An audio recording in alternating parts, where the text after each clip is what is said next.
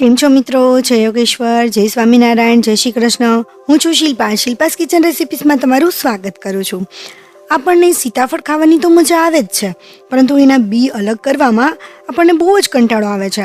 અને એમાં પણ જો સીતાફળની કોઈક વાનગી બનાવી હોય ને, ત્યારે તો બી કાઢવામાં બહુ જ કંટાળો આવતો હોય છે. એમાંથી બી ફટાફટ નીકળતા જ નથી. તો આપણે એ બીને અલગ કરી એનો પલ્પ અલગ કઈ રીતે કરવો ને, એની 3 અલગ અલગ રીત જોઈશું. અને સાથે સાથે આપણે સીતાફળ ખાવાના ફાયદા પણ જોતા જઈશું. કારણ કે મારા ઘણા વ્યુઅર્સની એવી કમેન્ટ છે કે સીતાફળ ખાવાના ફાયદા જણાવો. તો આપણે સીતાફળનો પલ્પ અલગ કરતાં કરતાં એના ફાયદા પણ જોઈ લઈશું. તો 2 મિનિટમાં 1 કિલો સીતાફળના બી કાઢવાની રીત આપણે જોઈએ.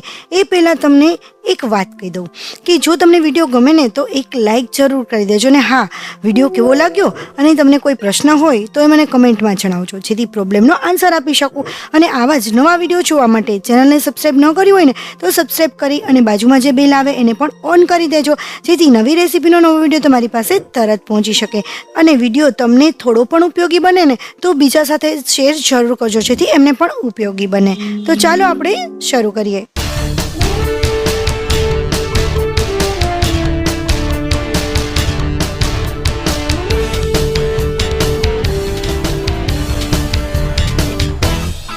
આપણે સીતાફળ તો ખાતા હોઈએ છીએ, પરંતુ સીતાફળ ખાવાના શું શું ફાયદા થાય છે ને એના વિશે આપણે નથી જાણતા હોતા. તો સીતાફળ ખાવાના ઘણા બધા ફાયદા છે કે સીતાફળ ઘણા પોષક તત્વોથી ભરપૂર છે. એમાં vitamin C, vitamin B6, potassium અને ફાઇબર ખૂબ જ સારી માત્રામાં હોય છે. એ શરીર માટે પણ ખૂબ જ ફાયદાકારક છે. સૌથી પહેલાં તો આપણે જેની અત્યારે બધા માંગ કરે છે ને કે વજન કઈ રીતે ઘટાડવો, તો એના માટે સીતાફળ ખૂબ જ ફાયદાકારક છે. સીતાફળ વજન ઘટાડવામાં ખૂબ જ મદદરૂપ થાય છે, કારણ કે એ ભૂખને કંટ્રોલ કરે છે. એટલા માટે આપણને બીજું ખાવાની ઈચ્છા નથી થતી અને વજન ઘટે છે. પાચન શક્તિ વધારે છે, રોગપ્રતિકારક શક્તિ પણ વધારે છે અને એનર્જીથી ખૂબ જ ભરપૂર છે. હવે કબજિયાતની જે લોકોને સમસ્યા હોય છે ને, તો એ લોકો માટે સીતાફળનું સેવન તો ખૂબ જ ફાયદાકારક છે. સીતાફળમાં એન્ટીઓક્સિડન્ટ પણ રહેલું છે. તેના નિયમિત સેવનથી આપણની જે ત્વચા છે ને એ ખૂબ જ ચમકીલી બને છે અને સ્વસ્થ અને સુંદર બને છે. તો આના સિવાય પણ ઘણા બધા ફાયદાઓ છે, એ આપણે સાથે સાથે જોતા જઈશું. પહેલાં આપણે એ જોઈએ કે સીતાફળના પલ્પ કાઢવા માટે આપણે શું કરીશું. સીતાફળનો પલ્પ આપણને ઘણી બધી જગ્યાએ ઉપયોગમાં આવતો હોય છે. જેમ કે આપણે સીતાફળનું મિલ્કશેક બનાવીએ છીએ, સીતાફળની રબડી બનાવીએ છીએ, સીતાફળની અત્યારે તો આઈસ્ક્રીમ પણ બને છે.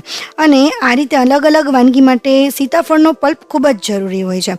તો એના માટે જુઓ, અત્યારે મેં એક સીતાફળ લીધું છે. મારું સીતાફળ એકદમ સરસ મોટું છે અને સીતાફળ ખાસ કરીને જોવાનું છે કે આ રીતે થોડું સોફ્ટ લેવાનું, એટલે એ પાક્કું સીતાફળ હોય, કાચું ના હોય. તો એના આપણે અત્યારે 3 પાર્ટ કરી લઈશું, કારણ કે અત્યારે આપણે 3 અલગ અલગ રીત જોવાના છીએ. તો હું એક જ મોટું સીતાફળ છે ને એટલે એમાંથી 3 અલગ અલગ પાર્ટ કરી લઉં છું અને આપણે 3 અલગ અલગ રીત જોઈશું એક જ સીતાફળમાંથી. તો આ રીતે એને અલગ અલગ 3 પાર્ટમાં ડિવાઈડ કરી દઈશું. હવે મિત્રો છે ને, અહીંયા મેં ચમચી વડે એનું જે અંદરનું બી સાથેનો પલ્પ છે ને એ બધો જ આપણે અલગ કરી લેવાનો છે. આ રીતે ચમચી વડે ચમચીથી લઈ લેશો ને એટલે સરસ રીતે એમાંથી બધો જ પલ્પ આવી જશે અને બી સાથે આવશે. પણ આપણે તો એ જોવાનું છે કે બીને અલગ કઈ રીતે કરવા છે અને પલ્પને પણ અલગ કરવાનો છે. તો આ બી અને પલ્પને એકદમ ફટાફટ આપણે કઈ રીતે અલગ કરવાનો છે ને એ આપણે જોવાનું છે. તો અહીંયા એક મેં ઊંડું વાસણ લઈ લીધું છે. તો આ રીતે કોઈ પણ ઊંડું વાસણ લઈ લેવાનું છે અને એની અંદર આપણે, મારે અત્યારે થોડો જ પલ્પ છે તો આ રીતે થોડો પલ્પ નાખી દઈશું અને આ રીતનું બીટર હોય ને તો એ બીટરથી આપણે એને બીટ કરી લેવાનું છે. આ રીતે થોડી વાર, એટલે કે અડધી જ મિનિટ ફેરવશો ને. જોકે મારે તો આ થોડું છે ને એટલા માટે મેં 15 થી 20 જ સેકન્ડ થઈ છે. પણ જો તમારા વધારે સીતાફળ હોય તો એ પણ ફટાફટ અડધી મિનિટ કે 1 મિનિટની અંદર જ નીકળી જશે. અને જુઓ, એકદમ સરસ રીતે બી અલગ થઈ ગયા છે. આ રીતે બીટર કઈ કઈ અલગ અલગ જગ્યાએ આપણને ઉપયોગી બને છે ખબર હતી તમને? જો તમને આ રીતની ખબર હોય તો મને કમેન્ટમાં કહેજો કે મને આ રીતની ખબર હતી. તો જુઓ, આ ફટાફટ બી નીકળી જાય છે, એકદમ ઇઝીલી અને ફટાફટ નીકળી જાય છે. તો આ રીતે બધા જ સીતાફળના બી આપણે અલગ કાઢી લઈશું અને પલ્પને પણ અલગ કરી લેવાનો છે. તો આ પલ્પને તમે ઘણી બધી જગ્યાએ યુઝ કરી શકો છો.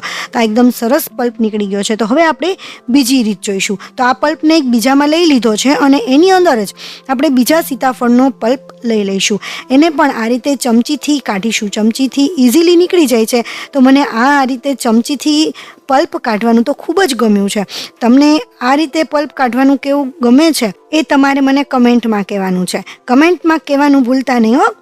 હવે આપણે અહીંયા પાઉંભાજી જે મેશ કરવાનું હોય છે ને, એ પાઉંભાજી મેશર લીધું છે અને એનાથી આ રીતે આ તો જો કે લગભગ બધાના ઘરમાં હોય જ છે. તો આ રીતે એની અંદર સેજ આ રીતે ફેરવીએ અને થોડું ઠપકારીએ, ફેરવીએ, એવી રીતે કરીશું ને એટલે બધો પલ્પ છે ને એ અલગ થવા માંડશે અને બીમાં પણ અલગ થવા માંડશે. કારણ કે આ જે મેશર છે એ બી સાથે ઘસાય છે. એ ઘસારો થવાથી બીમાંથી જે પલ્પ હોય ને એ અલગ થઈ જાય છે અને બી પણ અલગ થઈ જાય છે. જુઓ, આ રીતે બધા જ બી છે ને અલગ થઈ ગયા છે. હવે હું કાઢીને તમને બતાવું. આ રીતે છે બધા જ બી એકદમ સરળતાથી અને સરસ નીકળી ગયા છે. અને મિત્રો, તમને આ 3 રીત હું જે બતાવું છું ને, એ 3 રીતમાંથી કઈ રીત સૌથી વધારે ગમે છે ને એ પણ તમારે મને કમેન્ટમાં કહેવાનું છે. અને હું પણ લાસ્ટમાં કહીશ કે મને આ 3માંથી કઈ રીત વધારે ગમી અને વધારે સરળતાથી કઈ રીતે થાય છે ને એ હું તમને લાસ્ટમાં કહેવાની છું. પણ તમને કઈ રીત ગમે છે ને એ મને તમે કમેન્ટમાં જ જરૂર કહેજો. આ રીતે આપણો સરસ રીતે પલ્પ નીકળી ગયો છે. તો હવે આપણે જોવાની છે ત્રીજી રીત. ત્રીજી રીત જોવા માટે આપણે શું લેવાનું છે? તો આપણું જે આ વેજ કટર આવે છે, તો એ વેજ કટર મેં લીધું છે અને એની અંદરની જે બ્લેડ છે એ આપણે રાખી દઈશું. તો ફરીથી આપણે ચમચી વડે સીતાફળનો પલ્પ કાઢી અને એ વેજ કટરની અંદર આપણે નાખી દેવાનો છે. હવે મિત્રો, તમારે જો વધારે સીતાફળ કરવા હોય ને તો વધારે પણ આ જ રીતે કરી શકો છો. આ રીતે 3 પાર્ટ પાડવાની જરૂર નથી. સીતાફળની 2 પાર્ટ પાડી અને ચમચી વડે બધો જ પલ્પ કાઢી અને એક વાસણમાં લઈ લેવાનો છે. અને મિત્રો, હવે બીજું કે આપણે એ ખાસ ધ્યાન રાખવાનું છે કે સીતાફળની પસંદગી કરવા માટે એ પાક્કું સીતાફળ હોવું જોઈએ. બહુ કઠણ સીતાફળ લેશો ને તો આ રીતે પલ્પ કાઢવામાં થોડો પ્રોબ્લેમ થશે. તો એટલા માટે સીતાફળ હંમેશા પાકું લેવાનું છે અને એકદમ થોડું એવું સોફ્ટ હોય ને, સાવ પોચું પણ નહીં અને થોડું સોફ્ટ લેવાનું છે. તો એવું સીતાફળની આપણે પસંદગી કરવાની છે. જુઓ, આ રીતે મેં વેજ કટરની અંદર મેશ કરી લીધું છે તો પણ એ એકદમ સરસ રીતે બી નીકળી ગયા છે અને ઇઝીલી બી નીકળી ગયા છે અને એનો પલ્પ પણ આપણને મળી ગયો છે. અને આ બધો પલ્પ તમારે જેટલો પલ્પ જોતો હોય આ રીતે અલગ કરી અને મિક્સરમાં તમે ક્રશ કરી લેશો ને તો એનાથી એકદમ સ્મૂથ પલ્પ મળી જશે.